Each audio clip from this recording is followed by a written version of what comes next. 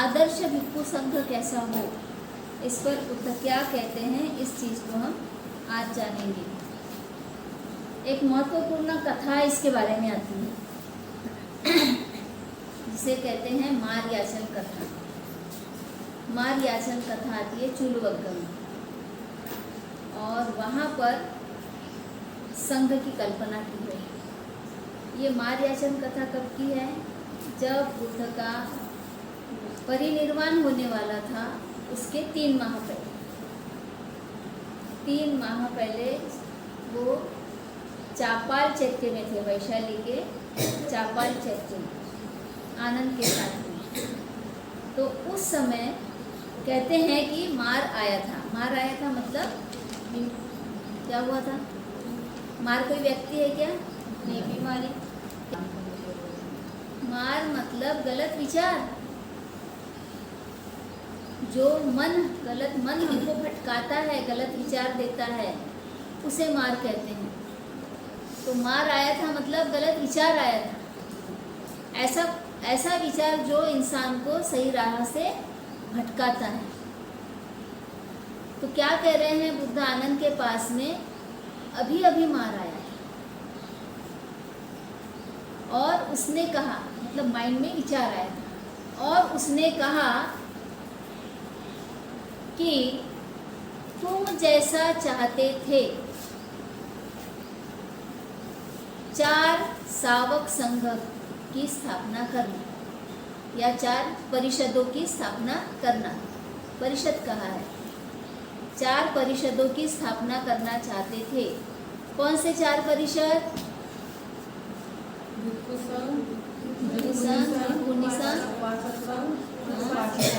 ये 4 परिषदों की स्थापना करना चाहते थे। कौन कह रहा है? मार कह रहा है बुद्ध से, वैशाली के चापाल चैत्य में। जब उनकी आयु कितनी थी? 80 वर्ष। 80 वर्ष की आयु में ये बात हो रही है। मार क्या कहता है कि तुमने कहा था कि मैं तब तक मृत्यु को स्वीकार नहीं करूँगा जब तक मैं 4 परिषदों का निर्माण नहीं कर लेता। और वो 4 परिषद भी कैसे? वो जो भिक्षु भिक्षुनी उपासक उपासिका बनेंगे, वे सही तरीके से धम्म को समझेंगे, धम्म को जानेंगे, धम्म को समझेंगे, धम्म की सही व्याख्या करेंगे, धम्म की सही परिभाषा करेंगे, सही तरीके से समझकर फिर लोगों को बताने लायक हो जाएंगे। धम्म की सही व्याख्या करके दूसरों को बताने लायक हो जाएंगे। वो आचरण करेंगे, समझ के क्या करते हैं? आचरण करते हैं ना, वो आचरण करेंगे और फिर दूसरों को बताएंगे। ऐसा सावक संघ या ऐसा 4 परिषद जब निर्माण हो जाएगा तब मैं मृत्यु को स्वीकार करूँगा। ऐसा बुद्ध ने किससे कहा था? मार से कहा था। अब ये कब कहा था? कह रहे तुमने कहा था, तो कब? जब तुम्हें बोधि प्राप्त हुई थी। मतलब 2 समय बता रहा है। एक समय बता रहा है जब वो 80 साल के हो गए, उस समय दोबारा मार मिलने के लिए आया है। और पहला समय है उनकी पहली जो बातचीत हुई थी, वो जब उनको बोधि प्राप्त हुई थी गया में, उस समय पहली बातचीत दोनों की हुई थी। उस समय बुद्ध ने बोला था कि मैं 4 परिषदों की स्थापना करूंगा। और अब मार दोबारा आया है उनके 80 साल के होने के बाद में, और बोल रहा है कि तुमने ऐसा ऐसा कहा था, तो अभी तुम्हारे तो 4 संघ तैयार हो गए। और वो अच्छे से धम्म को जानकर समझकर आचरण में लाकर उसकी सही व्याख्या करते हैं और उसका सही तरीके से प्रचार प्रसार करते हैं। तो अब तुमने मृत्यु को स्वीकार कर लेना चाहिए, ये बोल रहा है मार दूसरी मुलाकात में। और ये पूरा बात बुद्ध किसको बता रहे हैं? आनंद को बता रहे हैं, भिक्षु आनंद। जब वो अकेले बैठे थे, अकेले थे, तब कौन आया? सकारात्मक, गलत या नकारात्मक, नेगेटिव थॉट्स। फिर मार से बात हो, मार क्या बात कर रहा है? ये चार परिषद कैसे होंगे? धम्मों को अच्छे से जानने वाले, अच्छे से समझने वाले, अच्छे से आचरण करने वाले, अच्छे से जानने वाले, धम्मों को अच्छे से समझने वाले, धम्म आचरण करने वाले, धम्म का अच्छे से आचरण करने वाले, धम्म की सही व्याख्या करने वाले, धम्म का सही प्रचार करने वाले। 1 2 3 4 5 बात। इन 5 बातों से युक्त कौन होगा? भिक्खु, भिक्खुनी, उपासक, उपासिका। इतना क्लियर? मार कह रहा है कि तुमने ऐसा कहा था। जब ये ऐसा तैयार हो जाएगा, चारों परिषद ऐसे तैयार हो जाएंगे, तब चारों बुद्ध को इसलिए कहना पड़ा कि जब उनको बोधि प्राप्त हुई थी, उस समय फिर एक थॉट आया था। कल उस दिन हमने पढ़ा, कुछ लोग अच्छे हैं, हाँ, कुछ अच्छे हैं, कुछ हाँ। कुछ नहीं है, कुछ समझने वाले हैं, कुछ नहीं समझने वाले हैं लोग, है ना? वो तो रूढ़ी परंपराओं में उलझे हुए हैं, गलत धारणाओं में पड़े हैं, काम वासना में पड़े हुए ऐसे लोग हैं। इनको मैं अगर अपना धम्म बताऊंगा जो बड़ा जटिल है, कठिन है, आसानी से समझ में नहीं आ सकता, विद्वानों के समझने के लायक है, तो फिर मैं इनको धम्म बताऊं या ना बताऊं? ये चिंतन जब चल रहा था तो हमने देखा कि उनका माइंड क्या कहता है कि नहीं, तुमने ऐसा नहीं करना चाहिए, तुमने लोगों के पास जाना चाहिए, बताना चाहिए। तो तभी एक ख्याल ये भी आता है, मतलब मार आता है, बोलता है तुमको तो बोधि प्राप्त हो गई है, अब जी के क्या करना है? दूसरों की चिंता कौन करते? तुमने मर जाना चाहिए, अभी मृत्यु को स्वीकार कर लेना चाहिए, परिनिर्वाण हो जाना चाहिए। तब बुद्ध उसको ये जवाब देते कि मैं तब तक नहीं मरूंगा जब तक 4 परिषद, जब तक ये 4 परिषद नहीं बना लूंगा। पहले अकेले थे, फिर बाद में आनंद आया। ये घटना होने के बाद, ये घटना होने के बाद आनंद आया। तब आनंद को बता रहे हैं कि अभी अभी मार आया था और वो मुझसे कह रहा था कि तुम जैसा चाहते थे वैसा तो हो गया, तुम्हारे 4 परिषद तो तैयार हो गए, अब तुमने मृत्यु को स्वीकार करना चाहिए। किसको बता रहे हैं ये? आनंद को। ये घटना क्लियर? इस बात से क्या साबित होता है? साबित होता है, इसे मार याचन कथा कहते हैं, यानी मार ने याचना की थी। ये मार पहली बार कहाँ मिला था? गया में मिला था ना, जब बोधि प्राप्ति हुई थी उसके पहली बार गया में मिला। कौन? मार। जब बोधि प्राप्त हुई थी, और पहली बार ही बुद्ध ने उसको ये उत्तर दिया था। अब जब दूसरी बार मिल रहा है वो वैशाली में, 80 वर्ष की उम्र हो गई है बुद्ध की, तब वो ये पुरानी बात याद दिला रहा है बुद्ध को कि तुमने ऐसा कहा था। एक मुलाकात है बोधि प्राप्ति के समय की और एक मुलाकात है मृत्यु से 3 महीने पहले की। जब उन्होंने कहा था ना कि मैं 3 महीने बाद परिनिर्वाण को प्राप्त होऊंगा, इस घटना के बाद में ही उन्होंने ये डिक्लेयर किया था कि मैं 3 महीने बाद मृत्यु को स्वीकार करूंगा या परिनिर्वाण हो जाएगा।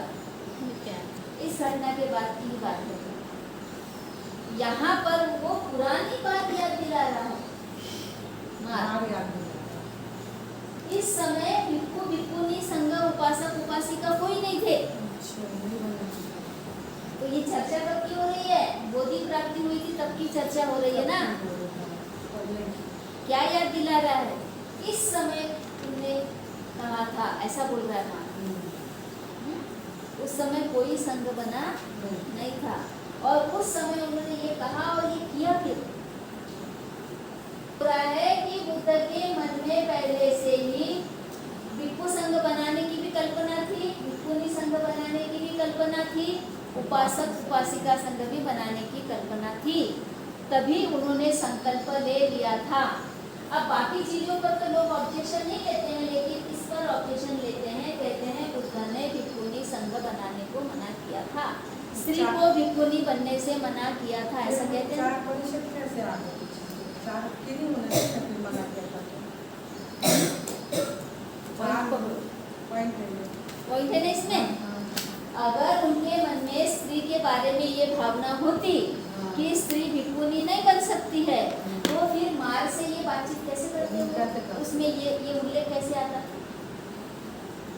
ये दीक्षा निकाय में पूरा डिटेल में दिया वो हुआ तो है। पहले उन्होंने बोला। इसका मतलब है कि बाद में जो बात आई है वो इससे मैच नहीं करती। नहीं तो बात समझ में आ रही? फिर एक भिक्षुनी वाली बुद्ध के शब्द काट रहे हैं, ये बोला कि कट रहा है ये कि भिक्षुनी नहीं बनना। लोग ये बोलते हैं ना कि स्त्री भिक्षुनी नहीं बन सकती, ऐसा बोलते हैं ना कुछ लोग। दिया है ना, भिक्षुनी स्कंद में दिया हुआ है। महाप्रजापति गौतमी जब गई थी बुद्ध के पास में कि मुझे भिक्षुनी बनना है, तो उन्होंने मना किया। लेकिन वो बात सच है या ये बात सच है? उपासक उपासिका, ये बात सच है। उपासक उपासिका बात तो आनंद से कर रहे ना, आनंद भी बता रहे ना। ये पूरे जीवन भर ये बात उन्होंने बोली नहीं थी, लेकिन आखिरी समय में बोल रहे ना वो आनंद के पास में कि मार आया और ऐसे बात किया, मुझे याद दिलाया कि उस समय मैंने गया में ऐसा ऐसा संकल्प लिया था और मैंने मेरा संकल्प पूरा किया। 4 परिषद मैंने बनाया, मेरे 4 परिषद अब सही रास्ते पे चल रहे हैं, धम्म का प्रचार प्रसार कर रहे हैं, इस लायक हो गए हैं। और इसलिए मार कह रहा है कि अभी तुम्हारा काम तो खत्म हो गया, अब तुमने परिनिर्वाण को प्राप्त कर लेना चाहिए। बहुत बारीकी से चीजों को समझना पड़ता है, तब इसकी गहराई समझ में आती है। मैं अब मृत्यु को स्वीकार करूंगा, इसलिए फिर उन्होंने आनंद के पास ये बात कही कि 3 माह बाद मैं परिनिर्वाण को प्राप्त करूंगा।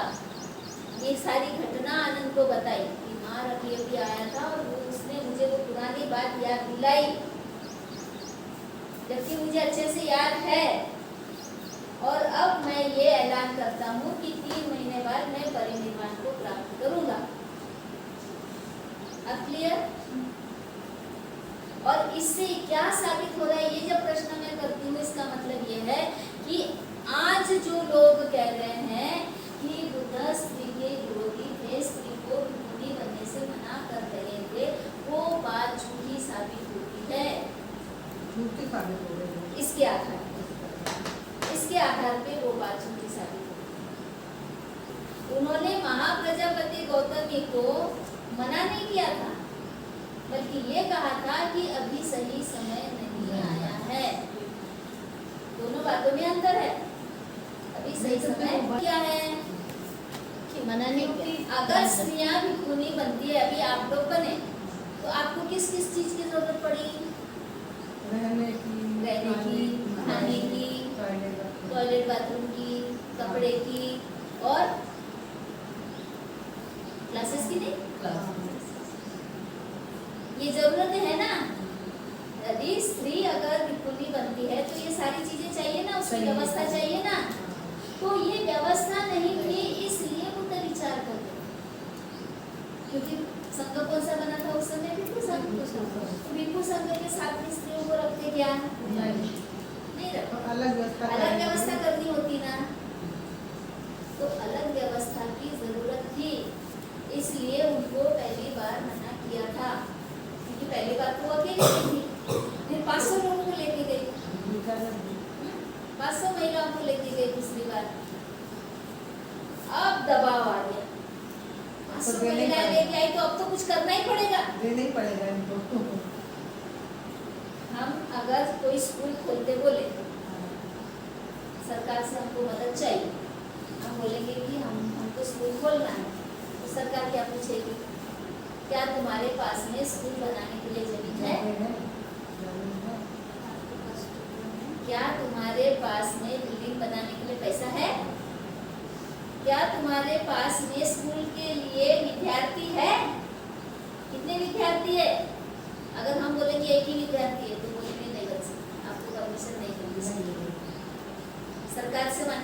पड़ती है ना स्कूल के लिए, क्योंकि मान्यता के बिना स्कूल नहीं होता है ना।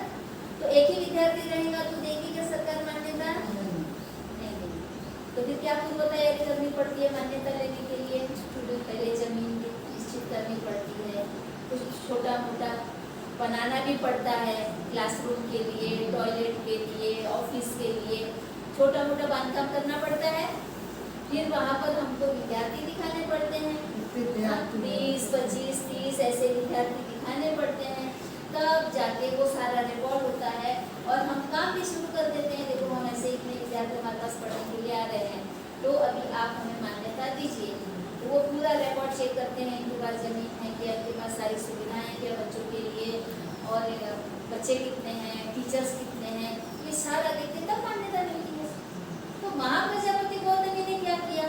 500 महिलाएं लेके गई।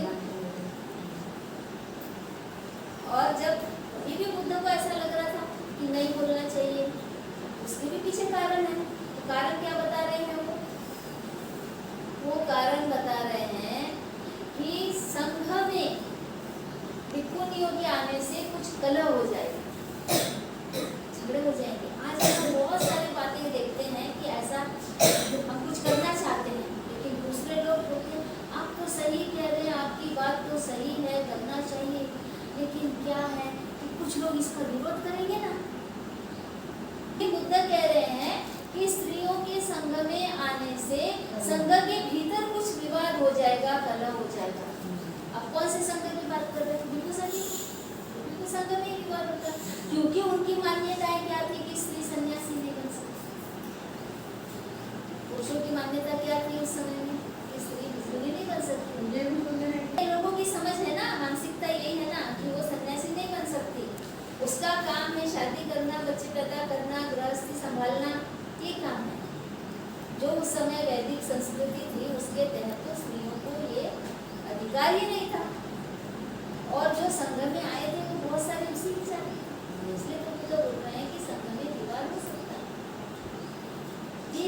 तीसरा कारण ये कि स्त्री यदि भिक्षुनी बन जाती है, वो बाहर विचरण करती है, तो बहुत सारे बदमाश लोग हैं जो उसको परेशान कर सकते हैं।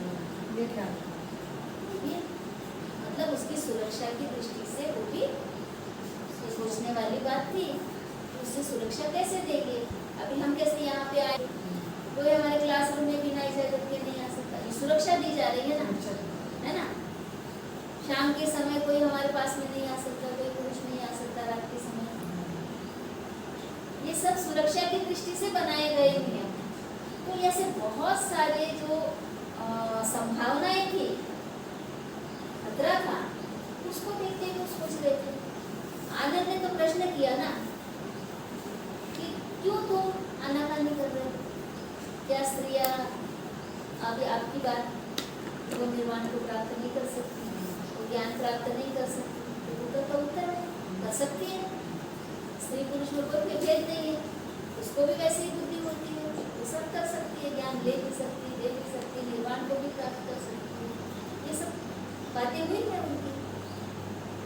कि व्यवहारिक कारणों से मैं थोड़ा सा पीछे हट रहा हूँ।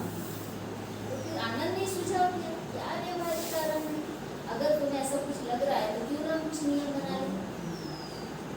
नियम बनाए तो यही नियम बनाए कि भिक्षु से पढ़ना पड़ेगा, भिक्षुओं से पढ़ेंगे तो फिर थोड़ा सा अंतर रखना पड़ेगा, ना ज़्यादा दूर हो ना ज़्यादा पास हो, और समय समय पर भिक्षुनियाँ उनके पास पढ़े, उसके लिए उनको नियम बनाने पड़े। वो पढ़ाएंगे तो वो गुरुतुल्य हो जाएंगे, गुरुतुल्य होंगे तो गुरुतुल्य में उनका सम्मान करना चाहिए।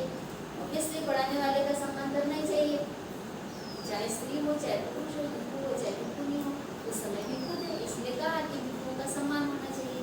लेकिन किसका?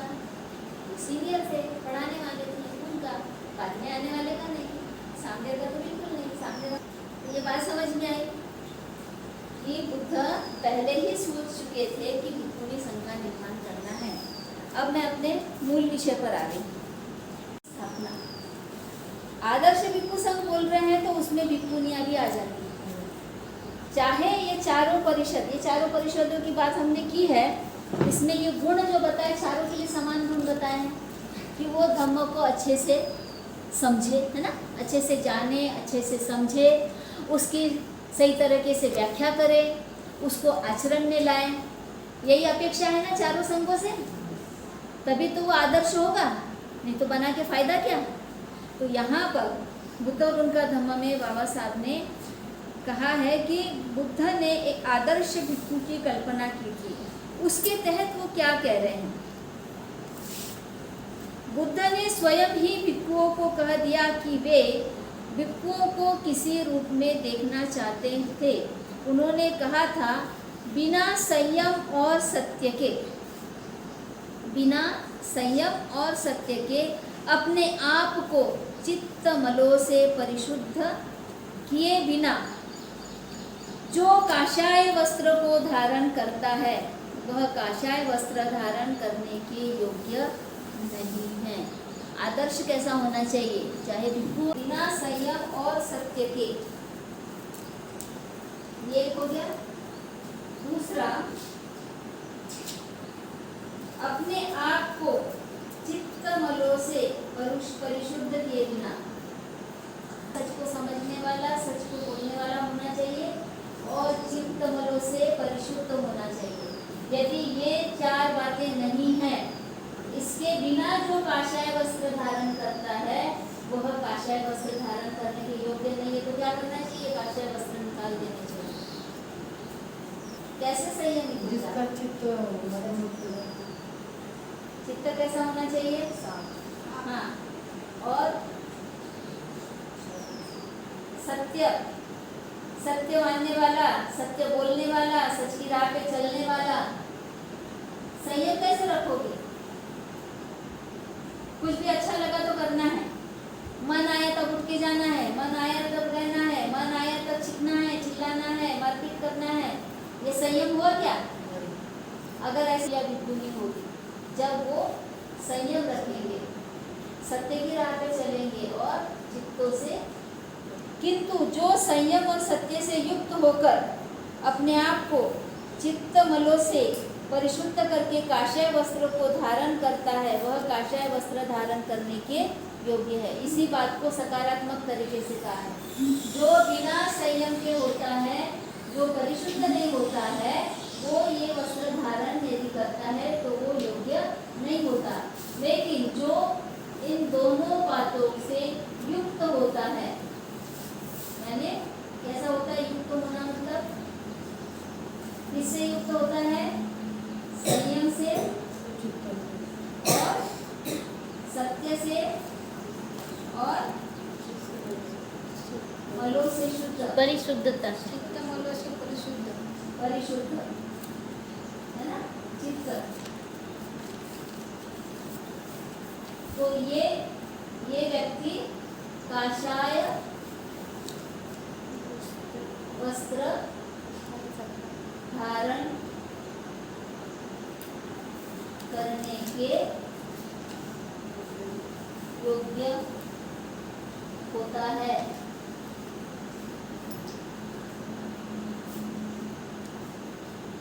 कौन योग्य होता है, कौन योग्य नहीं होता है, ये बात यहाँ पर बताई गई है।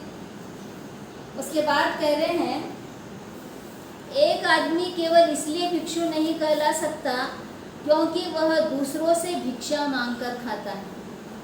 क्या बोलते हैं कि सही भिक्षु भिक्षुनी वही है जो भोजन की चारिका करते हैं। अक्सर लोग ये बोलते हुए दिखाई देते हैं। यहाँ पे शब्द आया है केवल, चारिका का होता है आचरण होना चाहिए। इससे ज्यादा इम्पोर्टेंट आचरण, आचरण ज्यादा इम्पोर्टेंट है। ये कर रहे हैं लेकिन ये नहीं कर रहे, तो इससे वो आदर्श नहीं हो जाता। बहुत लोगों का दिखावा तो यही रहता है, आचरण कुछ भी नहीं होता है लेकिन सबको दिखाते हैं कि हम चारिका का, भोजन की चारिका, और लोग भी वही समझते हैं। आम लोग ऐसी धारणा रखते हैं ना कि भोजन की चारिका करने वाले ही आदर्श हैं, इसीलिए जीवनधारी भी वही करते हैं, वही दिखाते हैं। जो लोगों को अच्छा लगता है वो सही नहीं है लेकिन अच्छा लगता है इसलिए वही दिखाते हैं, आचरण नहीं देखते। लेकिन कुछ लोग आचरण देखते हैं। दोनों तरह के लोग हैं।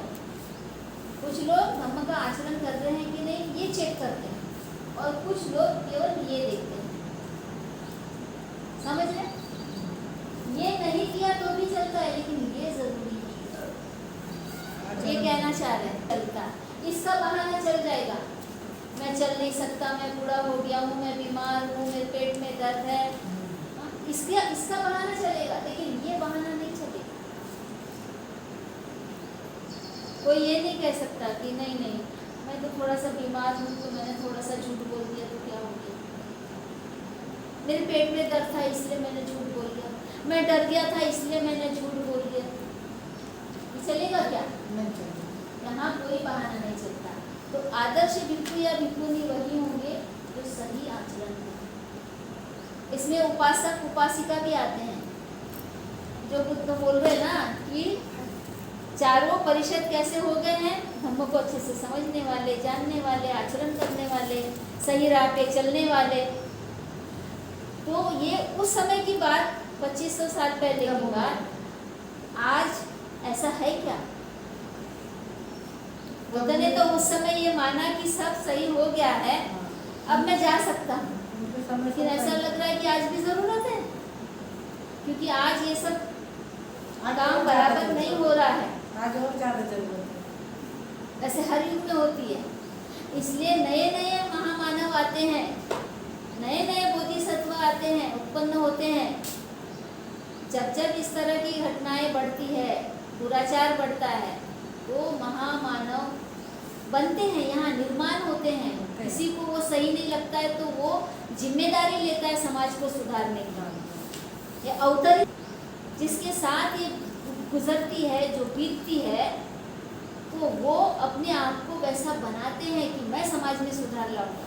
जैसे ज्योतिबा फुले ने किया, सावित्री आई ने किया, बाबा साहब ने किया, कबीर जी ने कितने दोहों में लोगों को बताया कि भाई ये सब पाखंड है, ये गलत है, ऐसा मत करो। तो इन लोगों ने समाज को ठीक करने का बीड़ा उठाया कि सही आचरण करो, सही आचरण करो, ढकोसला मत करो, दिखावा मत करो। तो बुद्ध की जरूरत है, तो ये सारे लोग बुद्ध की तरह ही हुए ना। ये सारे बोधिसत्व ही हुए हैं जिन्होंने समाज सुधार के लिए काम किए हैं। तो यहाँ पर आदर्श भिक्षु भिक्षुनी के बारे में ये कह रहे हैं कि ये जो चारिका की बात है, भोजन की चारिका, केवल इतना ही करते हैं लेकिन आचरण नहीं करते हैं सही से, तो वो आदर्श नहीं हो सकते। दूसरा मुद्दा समझ में आया? तुम्हें समझ? 2 मुद्दे हो गए। अब 5वां यहाँ पे नंबर दिया है, कह रहे हैं जो शीलवान है, जो शीलवान है, जो ब्रह्मचारी है, जो सावधानी पूर्वक संसार में विचरता है, वह निश्चय से भिक्षु कहलाता है। भिक्षु किसे कहें? उसमें शील होना चाहिए, शीलवान होना चाहिए, किसी भी प्रकार का अपराध उसने नहीं करना चाहिए, ब्रह्मचारी होना चाहिए। ब्रह्मचारी का मतलब हमेशा लगातार ज्ञान लेने वाला होना चाहिए। ज्ञान लेने में जो भी बातें रुकावट है, जैसे काम, वासना, तृष्णा, ये सारे ज्ञान लेने में रुकावट है, तो इन बाधाओं को दूर करता है। वो उन बाधाओं को अपने पास में खटकने नहीं देता, किसी स्त्री की तरफ आकर्षित नहीं होता, किसी पुरुष की तरफ आकर्षित नहीं होती है। यानी भिक्षु भिक्षुनी की बात है, यदि कोई भिक्षु है तो वो किसी भिक्षुनी या किसी स्त्री या किसी लड़की की तरफ आकर्षित नहीं होता है, पूरा ध्यान अपना पढ़ाई में, अध्ययन में लगाता है। वैसे कोई भिक्षुनी है, वो ऐसे किसी भी गलत व्यक्ति की तरफ ध्यान नहीं देती है, अपनी पढ़ाई पे ही पूरा ध्यान देते हैं, तो ऐसे व्यक्ति को कहेंगे वो ब्रह्मचर्य का पालन कर रहा है। जो सावधानी पूर्वक संसार में विचरता है, सावधानी मतलब जागरूकता, जब भी जहाँ भी जाता है, आता है, विचरण करता है, तो पूरे समय जागरूक रहता है। किसकी जागरूकता? चित्त की जागरूकता, कि हमारे चित्त में कभी कोई बुरा ख्याल न आए, बुरा विचार न आए, इसके प्रति जागरूक। हमको समझ में आना चाहिए कि हमारे चित्त में अच्छा चल रहा है या बुरा चल रहा है। मन में आते हैं ना भाव, अरे ये तो ऐसा ही है, इसको तो मैं मारूंगा, तो ये क्या हो गया? चित्त में बुरा विचार आता है। तो जागरूक रहेगा तो क्या बोलेगा? हट, ये गलत विचार है, मैं ऐसा नहीं करूँगा। इससे किसी का लाभ नहीं है, नहीं। मेरी भी हानि है, उसकी भी हानि है। तो इस तरह सावधानी पूर्वक वो विचरता है, वही सही भिक्षु कहलाता है। क्या लिखेंगे इसमें? जो शीलवान है। फिर उन्होंने जो आदर्श 4 परिषदों की कल्पना की थी उसके बारे में वो क्या कह रहे हैं कि किन लोगों को हम आदर्श बोले, कौन चीवर पहनने के लायक है, ये बातें यहाँ पर आ रही है। जो शीलवान है वो चीवर पहनने की, जो शीलवान है, जो धर्म का सही आचरण करता है, जो हमेशा जागरूक रहता है, जो संयमी है, वही पहन सकता है। केवल भोजन की चारिका करने वाला आदर्श नहीं है।